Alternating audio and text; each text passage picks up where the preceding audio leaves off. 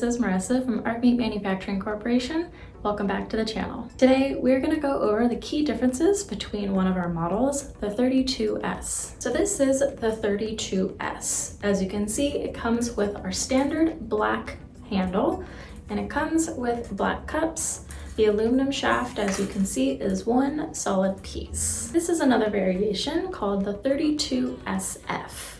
Now it has the F at the end of it because this little mechanism in the middle allows it to fold in half for easy storage. All you have to do is pull apart the pieces and you're ready to use your Easy Reacher. This is our other variation called the 32SC. Again, it looks just like the previous 32S and the 32SF, except the shaft has this black bar in the middle. What this allows you to do is collapse your Easy Reacher in half for ease of storage. All you have to do is grab this black piece and the rest of the shaft, pull apart,